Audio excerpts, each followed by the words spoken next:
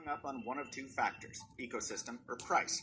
Nothing we say here will change the fact that the Nexus 9 is about $100 cheaper, and if you're already invested in Apple's or Android's walled garden, the decision is already made based on which smartphone you're carrying. Again, probably. But if you're thinking about jumping platforms, or if this will be your first tablet, there are a few differences worth discussing. I'm Michael Fisher, this is Pocket Now, and this is iPad Air 2 versus Nexus 9. Here goes nothing.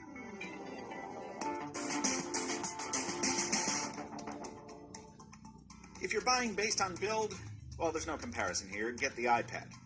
As we said in our full Nexus 9 review, HTC makes beautiful smartphones.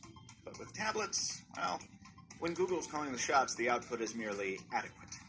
The Nexus 9's soft-touch coated plastic is more durable, and you'll feel less guilty about beating it up, but it shows smudges more easily, and the black version has a lot of give to it. From button travel to fit and finish, there's none of the attention to detail that makes the thinner, sleeker iPad Air 2 such a pleasure to use.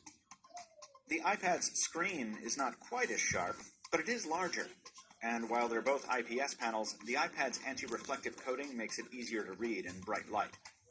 While the Nexus 9 can be awakened with a handy double tap, the iPad packs a fingerprint sensor built into its home key that lets you unlock just as easily and adds a different flavor of security in the process. The Nexus 9 does score some points here. It bears repeating that it's more comfortable to use, in the sense that it's slightly smaller and you don't worry as much about tossing it around. Other advantages, like HTC's signature front-firing speakers, do give it more traction, and its Tegra processor is more powerful in some tests than the iPad's A8X. But Android specs always outshine Apple's, and it seldom makes a difference in real-world performance. Plus, the iPad's speakers, though side-firing, can actually hold their own here.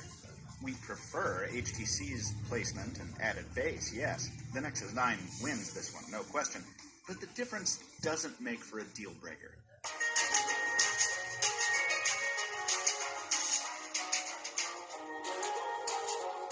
Tablet world, hardware is less than half the story. Android Lollipop is version 5 of Google's mobile platform, while iOS is Apple's 8th revision.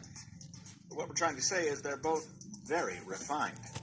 If you're already an iPhone owner, you'll be much more at home with the iPad, and ditto in reverse. Obvious comparison is obvious. In some ways, the Nexus 9 gets to make up ground